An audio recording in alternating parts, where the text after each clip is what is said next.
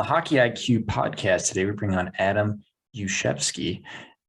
He is bringing a very unique perspective. This is a gentleman who is in the hockey life from a coaching standpoint. He's going through this with his children, trying his best, taking a lot from many various sources, people, etc., and creating an unbelievable environment for his kids. So really excited to share what a volunteer parent can do. And I feel like there's a lot of coaches out there that give a lot of crap to parent coaches, but I think there's a ton of great ones out there. And just highlighting Adam in particular is amazing. And he's done a phenomenal job. And there's so many quality volunteers out there in this sport. I can't wait to share this positive episode with you. So without further ado, let's get into it. On the Hockey IQ podcast today, I'm excited to bring on one of our Hockey IQ newsletter fanatics and unbelievable youth coach, Adam Jezewski. Got it. All right. So let's get into it. So you're from Canada, outside the Toronto area. Give us a background of how you've got to where you are, and then what level you're coaching, and then I'll ask some questions from there. Cool. Okay. So as I said to you in our little preamble, I look up so much to guys like John Lutkemeyer you have on before, an inspired hockey parent who is a relentless learner. So my background is I grew up in the Ottawa Valley, farm town called Elmont. Played tons of sports like most kids in that environment, and wasn't great at anything, but it was so small I got to play everything because there was about 20 kids for each birth year. So there wasn't like, a big city now where there's hundreds of kids at each birth year vying for spots on rep teams. It was like there's two teams, 1 and a 2 team, and everyone got to play, and you got to play every sport. So played lots of sports growing up. Rep hockey was a passion, until I was in my late teens. I played a couple of years of low-level junior in the area. Played high school football and then university football up here, and ran track. And so I just loved competing. I was never great at anything, but I just enjoyed the camaraderie and playing. And then that got put on hold as I finished school and started living. And then I started having kids. I ended up having 3 sons. And my oldest now 14. I got a 14-year-old, 12-year-old, and a 10-year-old. And as soon as the 14-year-old turned 7, he wanted to play hockey. So got involved as a parent coach with his youth hockey team. And I've just been following him, really. So now, 7 years later, I've coached in the Oakville Rangers hockey organization. And I think the Oakville Rangers Hockey Club is the largest minor hockey organization in Canada by enrollment. At least I always see that in the marketing material. So we must be up there. And I coach a U15 AA team or tier 2 team. And I'm an assistant coach on my younger guys, U13 AA team as well. And then I'm a fanatical fan and cheerleader on my U11 sons team. So living my dream, Greg. Honestly, I try to spend the day making enough to pay the bills, pay for hockey, and then the evenings chasing these guys around and being involved. Sounds like a lot of fun. And I know that you've got a great outlook on life. And if people Google your name, they'll see a article that we'll kind of reference. I think it has a lot of good pieces from you being November's Coach of the Month. And I just want to read a quick portion here and stick with me because my brain moves a lot faster than my mouth does. So I'll screw up at some point here. But from a parent, as told by his nomination, we feel we have the best coach possible for our boys this season. Never have I met a more positive person or one that has given so much to a group of boys. He cares so much for our boys and worked extremely hard to help each player reach their full potential. His primary objective is to develop the boys to be good citizens, healthy and strong athletes, and talented hockey players, and in that order of priority. His coaching program includes elements for each of these areas.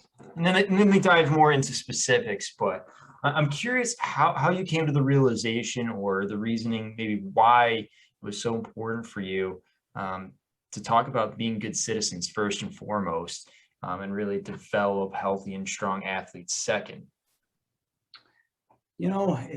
It's interesting. From the time I first got involved with that U8 house league team 7 years ago, I noticed that, like, I noticed two things. There was this sort of conflicting um, dynamic in these hockey rinks.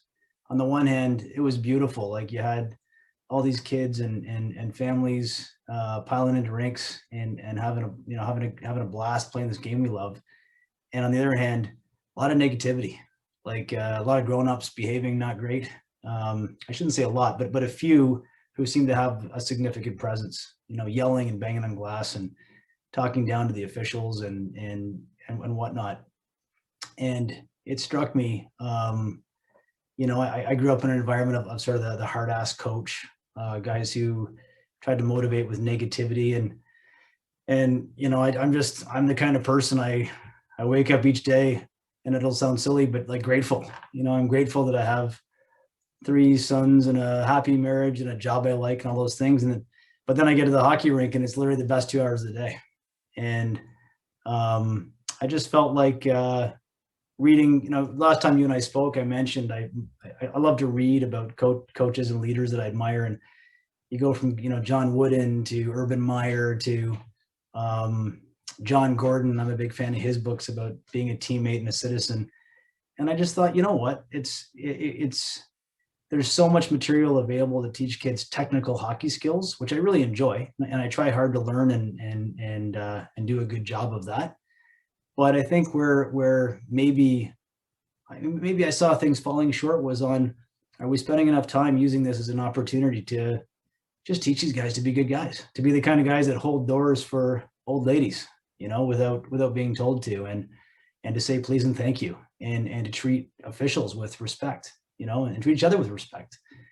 And so it kind of gathered steam, and I coached with another guy named Greg Newton for a few years. His son and my son are buddies. They play together, and we both felt the same. So we just started becoming an approach we took with everybody. And then, that a parent on the team that you just read from there obviously did something very kind for me.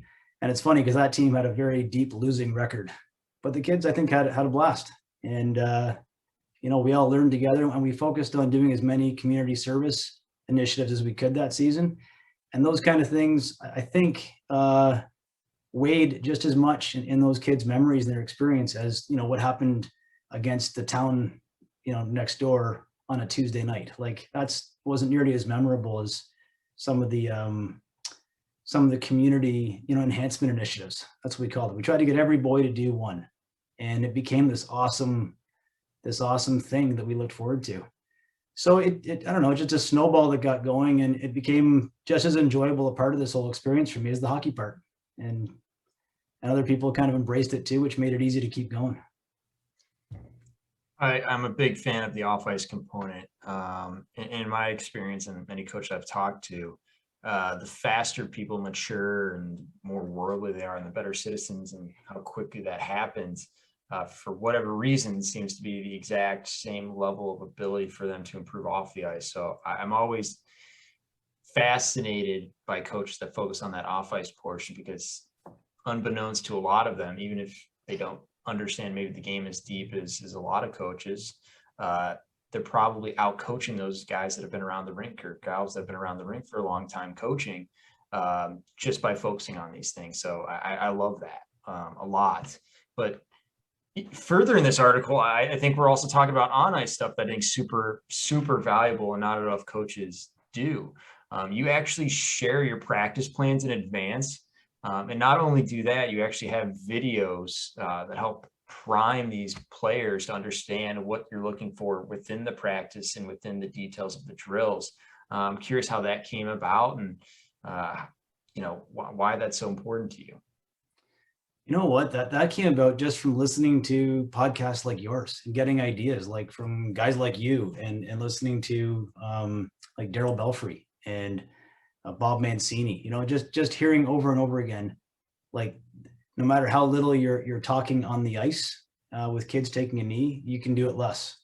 And so the practice plans in advance, actually one of the boys' fathers suggested it. he said, you know, he'd coached for a number of years. He said, you might want to send out the plans in advance. And I bet a bunch of kids read them. And I thought, well, that would probably save me a few minutes on the ice, just like to do whatever it is we're working on. And it was amazing. Like I circulated it, and, you know, I could tell they're probably of 17 guys, probably 12 or 13. Their parents would take the time to print it off and give it to them in the car. But it made a difference because the first 4 or 5 guys in line, they knew what we were doing. And I wouldn't say we had 100% hit rate on it. I mean, if I had a busy day, sometimes I wouldn't get it out. But when I got it out in advance, first the kids felt kind of pro, you know, like to be looking at a practice plan before. And then the guys that embraced it, they really embraced it. They'd show up at practice and have questions beforehand. Why are we doing this? You know, and what is this? How does this apply to a game? And then I'd have to prepare more and have answers to those kinds of questions. And it became just a lot more dialogue about thinking about the game and why we're working on things we are in practice. So that snowballed, and it became a no-brainer.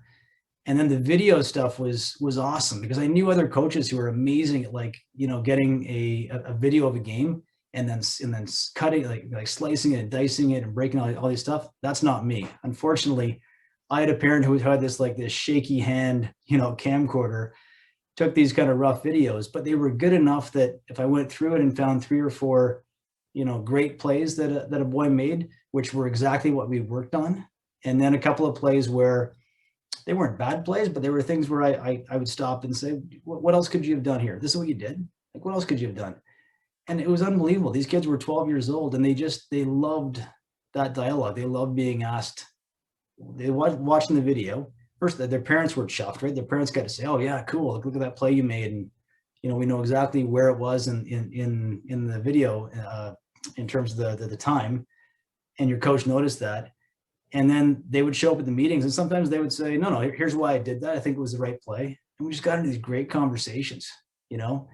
And so those two things just fed together. And over the course of the year, I really felt like it didn't just, you know, help the guys get better, but it helped them enjoy the game more because they understood it more. So it's like in math class. If you understand the calculus better, it makes more sense and you enjoy it more. I thought it was the same kind of impact.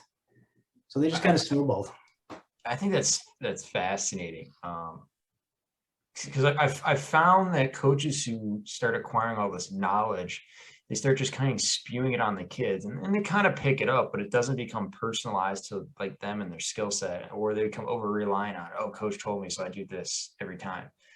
I really enjoyed how you said that you actually were just asking them questions. Like, I don't know how many players can like think of answers. You don't even have to have I'm curious to see how many times you asked a question where you had an answer versus when you didn't have an answer. Because I think that's so important that you don't have to have all the answers.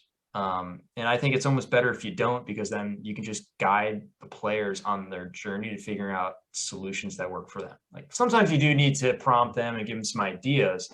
I would say like maybe 80, if not 90% of the things are super obvious when the kids just take a half second to think about it. Just like you said, asking a question gives them that pause. That's my favorite way to coach is get them thinking, get them reflecting and finding solutions for their skill set. So I'm curious your thoughts.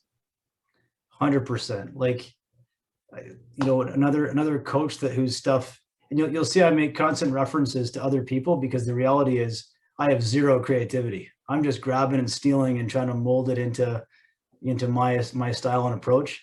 And sometimes I have to dumb it down for myself. Like when I find something really technical from a high level coach.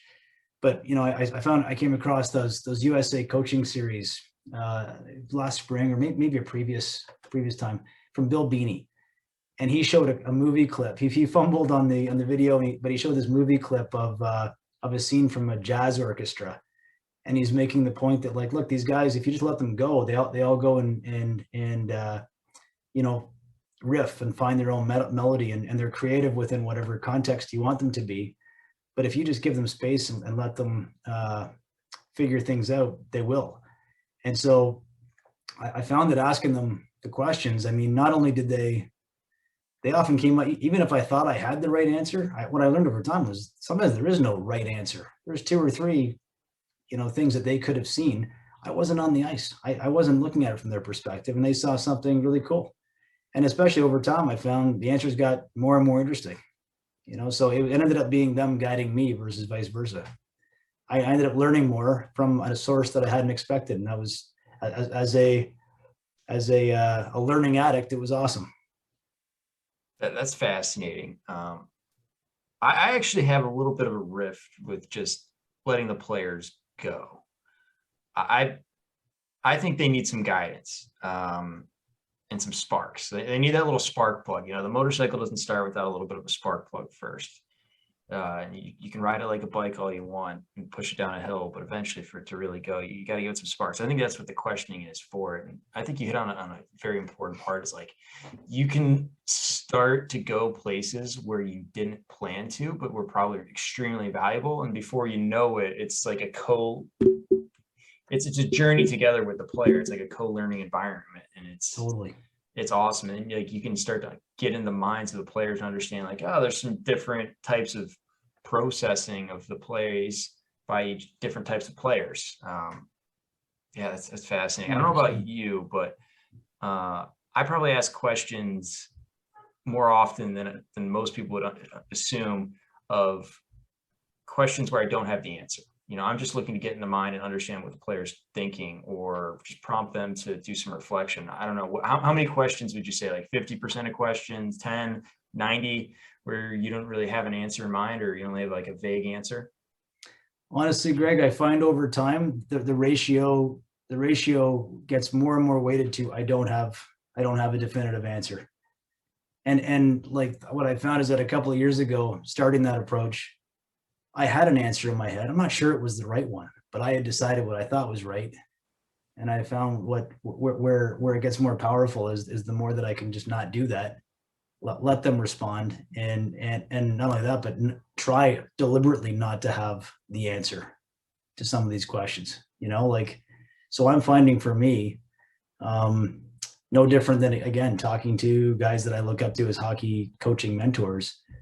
Try to ask the question with no expectation, no predetermined answer. Maybe some ideas as to where to guide them if they're looking for that, as you said, but more just genuinely looking for their perspective. That's excellent. Really, really like that. Just talked about a lot, so we'll just keep moving here down the line, because there's so many good little tidbits I think that you do, and you probably don't even realize all of them. But I also really enjoyed in this article, they talked about how you give feedback. And it's one of my biggest pet peeves is when people give very canned jargon. We got to be harder on pucks. Like, what does that mean to players? Like, if you told me that as a player, I literally did not know what that meant. And your feedback is very specific. And they mentioned it's also very positive, to the point where it's very actionable for players. Like, they can palpably take it and go utilize it in a game. Is that something you consciously do, or is that something that just kind of comes from your personality or the background or whatever? I think that the person who wrote that was probably being generous when they said I was, super specific. I hope I'm getting better at that over time, but definitely positive. That's very deliberate. I mean, I anyone who knows me, and some folks don't, it's probably too much, but I think that the positive leadership is a superpower. I mean, I've seen kids who, the number one challenge I find with kids in sports is their parents are putting pressure on them. They're putting pressure on themselves. They feel peer pressure. And I think when you can just help them relax and just let them know first how much you love watching them play. And when a guy comes off, I can't help myself. So I'm like, holy smokes, that was an awesome play. Or if a guy comes off and he's coughed up a puck, but before that, like, he was trying to do something really cool that we just worked on. Like, that's the part that we should see, right? I think that's the part that if we're trying to teach kids, teach kids and then get them to apply it in games, if they try to do what we were working on, but it happens not to work out because some good player on the other team is trying to stop them. I mean, it's not going to work all the time at any level. You emphasize what they tried to do.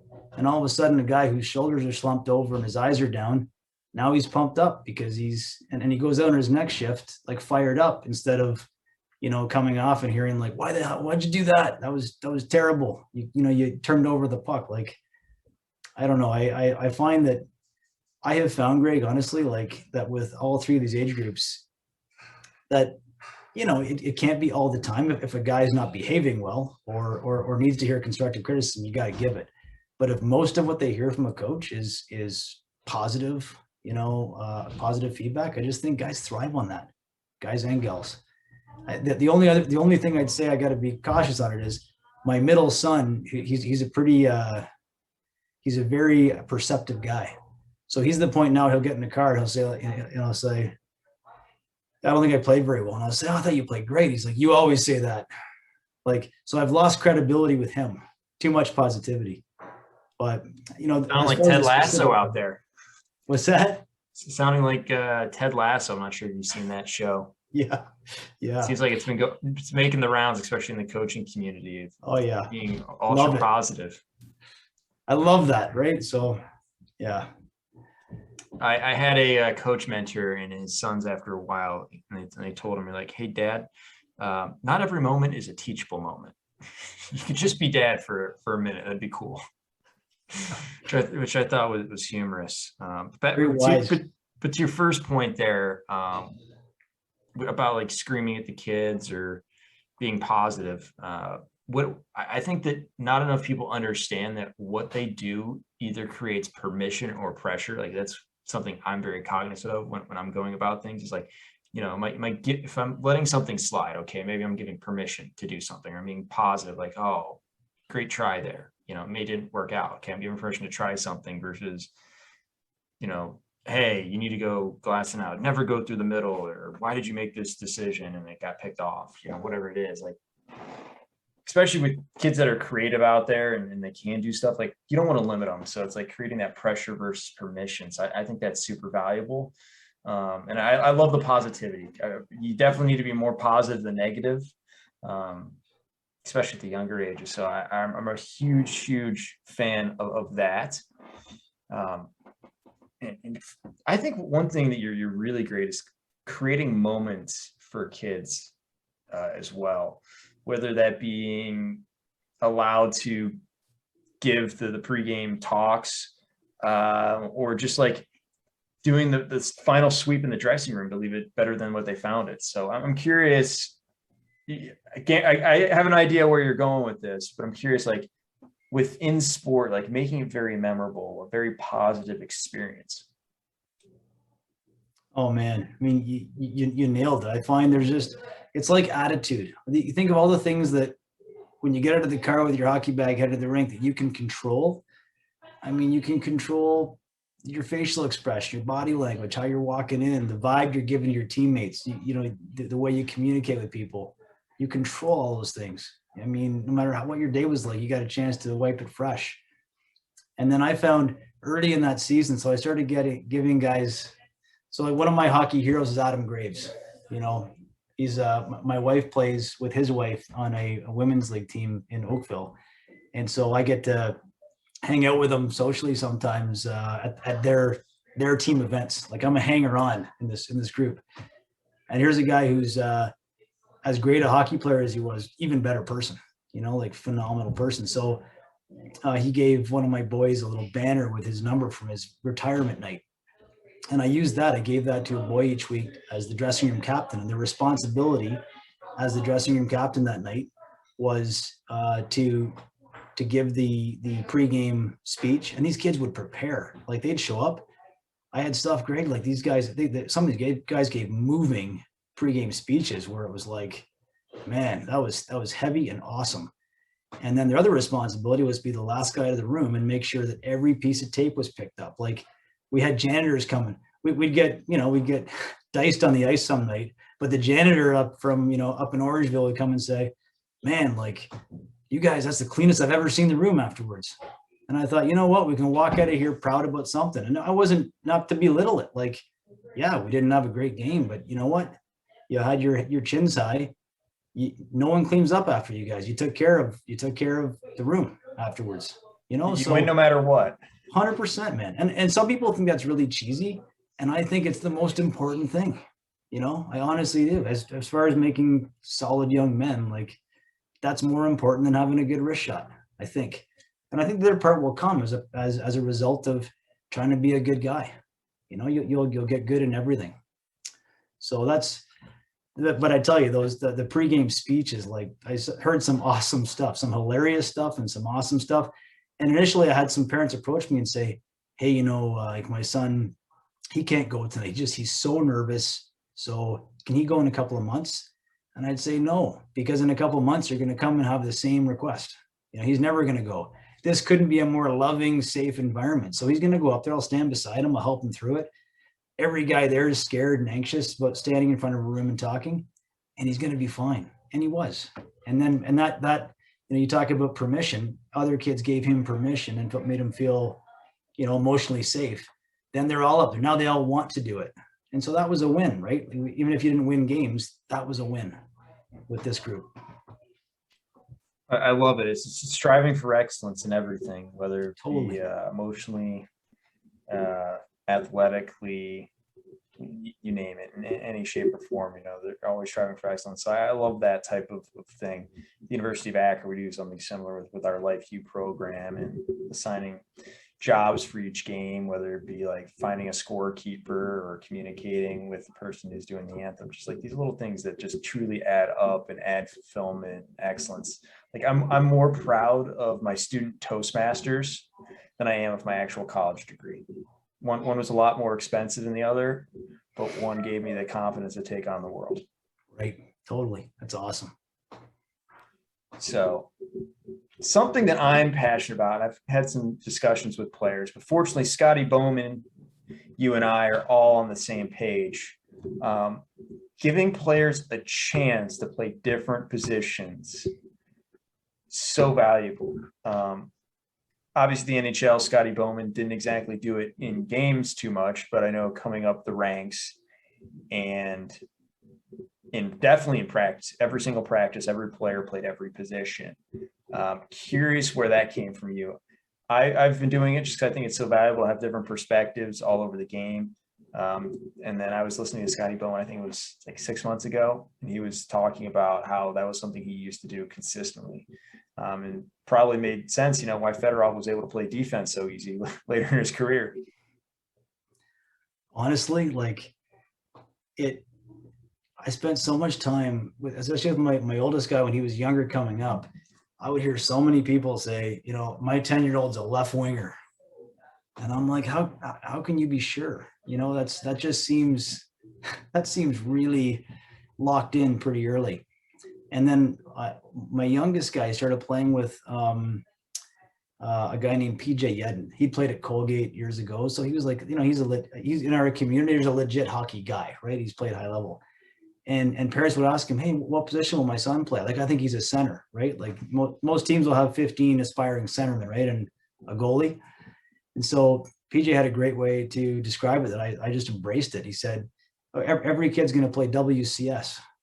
Oh yeah, well, what does that mean? What coach says? And he would just move guys around.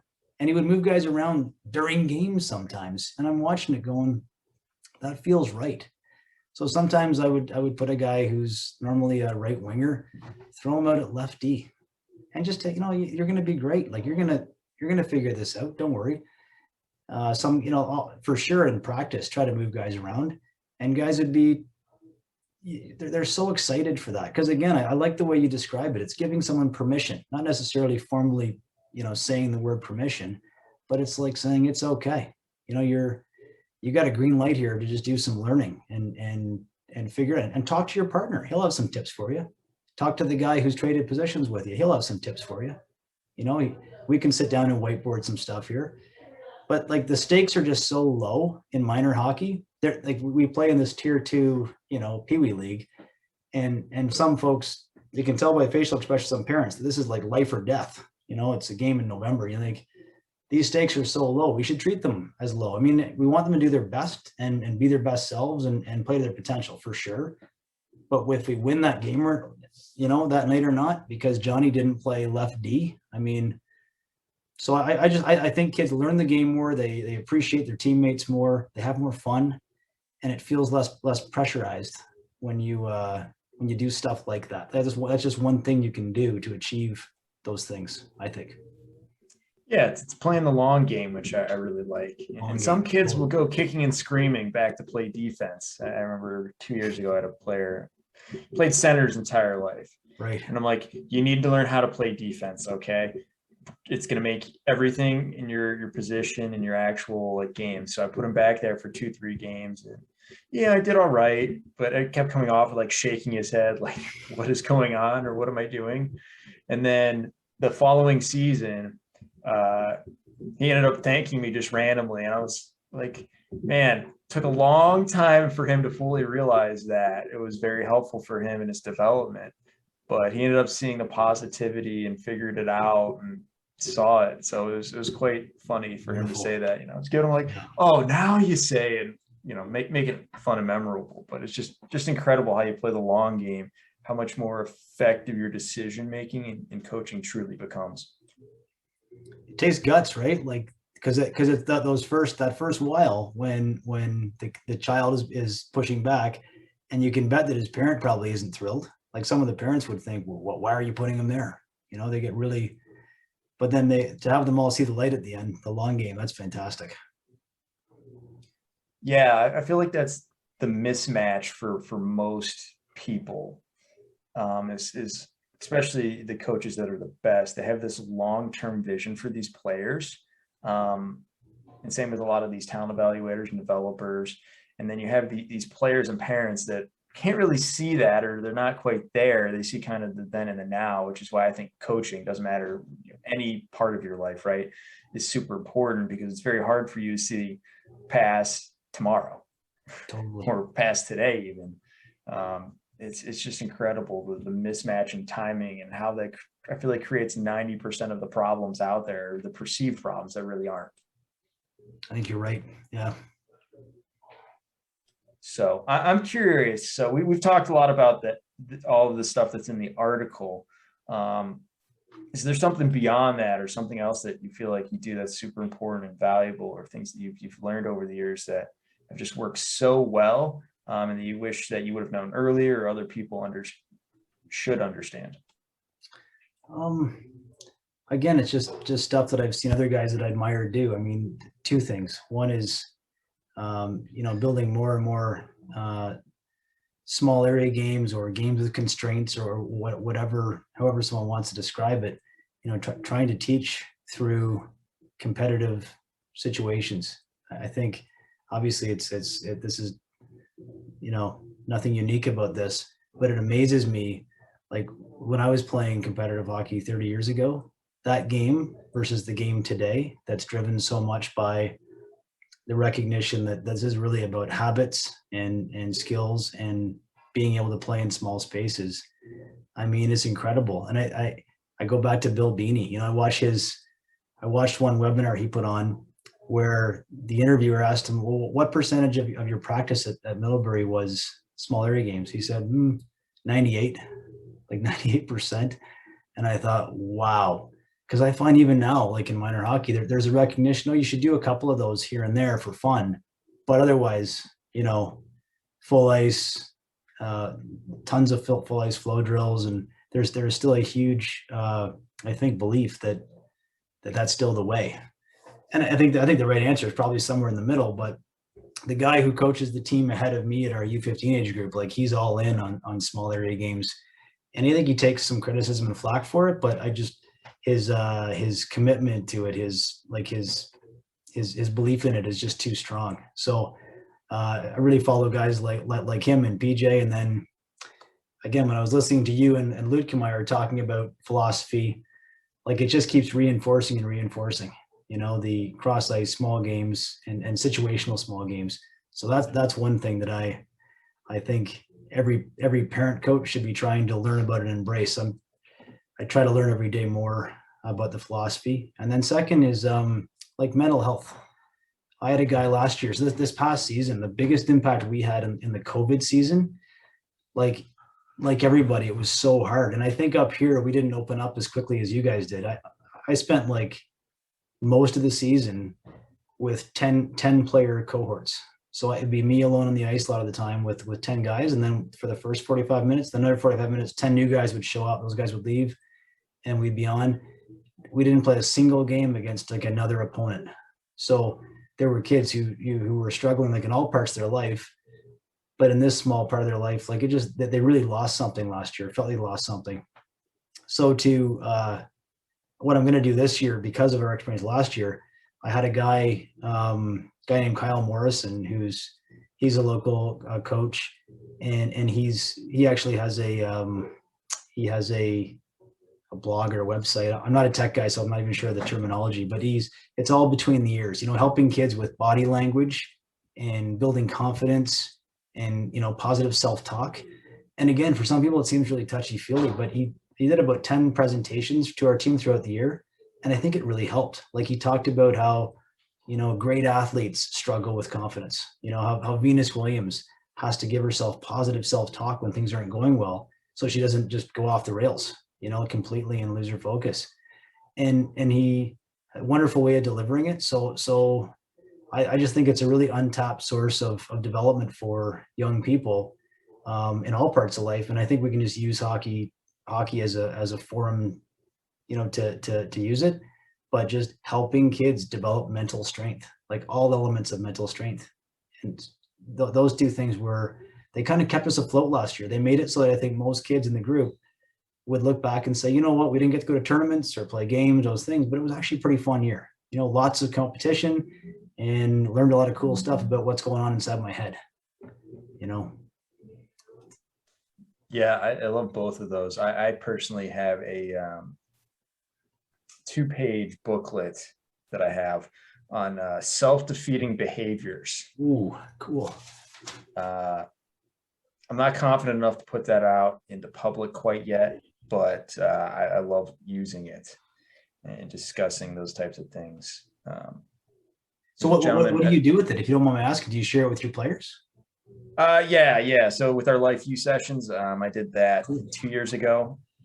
So you utilized it then, and it was really nice and good. You can see people really attached to it, or like finding examples that, like anything, I like specific feedback. I get really annoyed when people are very fluffy and pie in the sky type stuff. As you've probably noticed if you've listened to the podcast a few times by now. I definitely press into the weeds and the details. I think that's where the juicy goodness really is. So we'll talk about that. And again, it's the same thing. It's like you set up an environment, you give some prompts, and then you're just asking questions, and let the people figure it out for themselves. Who do you talk to more, and who do you believe the most? Positive self-talk, you talk to yourself the most.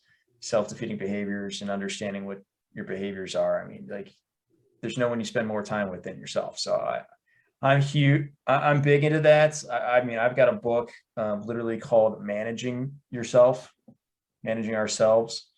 that I think is super powerful. And it's the book itself is really dense. It's by Ari Weinswag from Zingerman's Deli up in Ann Arbor, Michigan. He's got a bunch of stuff. Actually, the most impactful book I've ever done is for Zingerman's Deli. He has a guide to giving great service.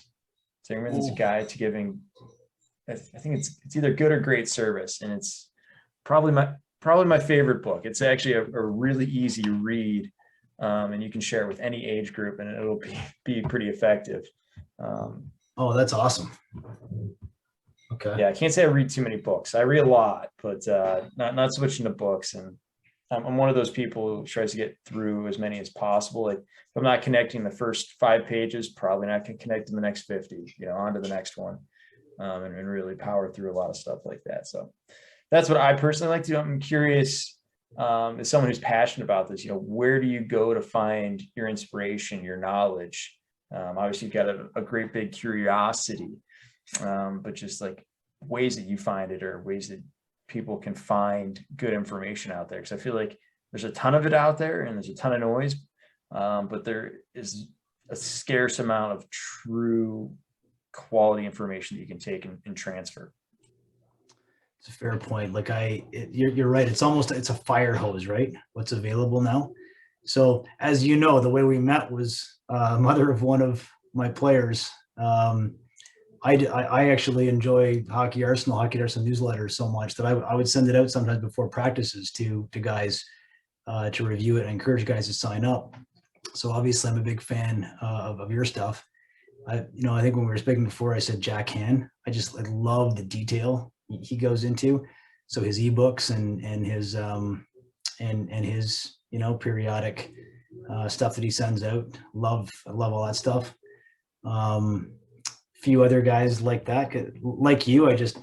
Maybe even for a different reason. Like you're more at the elite level than I am. For me, I find the specificity. It's actually valuable because when there's missing pieces, like I'm not sure how to close those pieces. So when I see guys who write really detailed analyses of a play or a concept, it just helps me internalize it. So I've got a few sources like those that I keep coming back to. I subscribe to and read them everything something comes out. I read it and I share it. And then I love books. Like I read everything about John Wooden that I can find, Urban Meyer that I can find.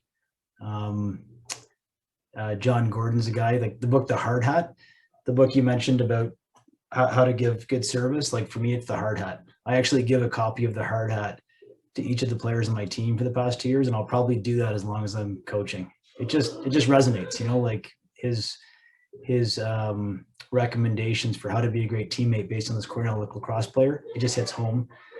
And then the last one that I've done a couple of reads on is the James Kerr book about the All Blacks, where I found Sweep the Shed. Like it's just the humility to have an 87% winning percentage, the most successful elite sports team of all time.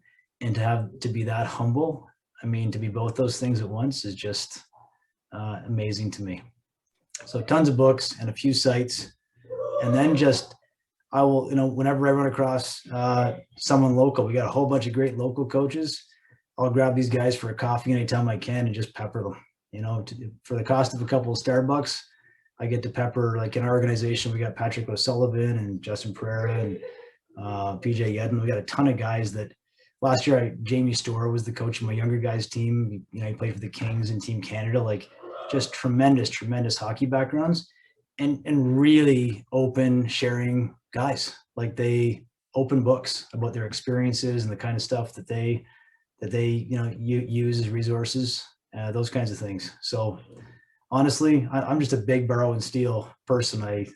I'll probably like, a guy like Storr will forget more in the next 2 weeks than I'll ever know, but I'll just grab as much as I can from all those sources.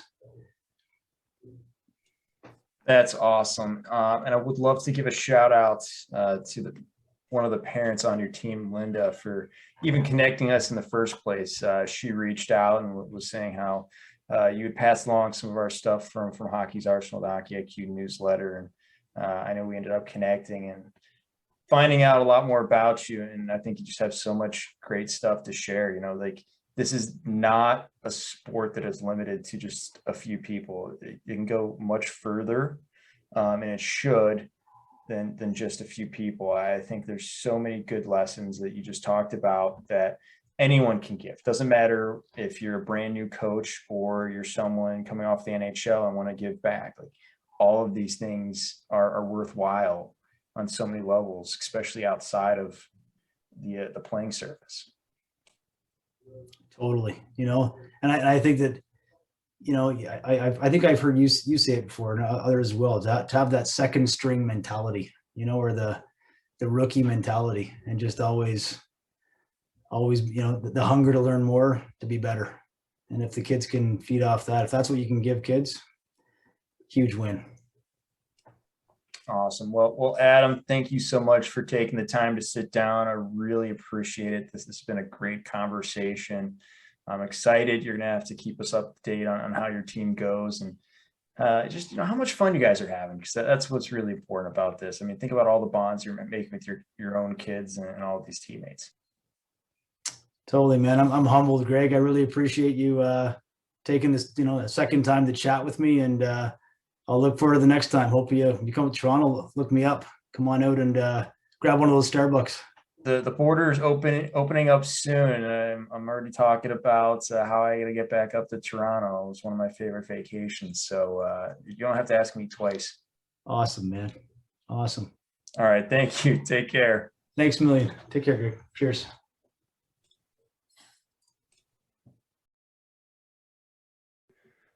Well, I hope you enjoyed that episode.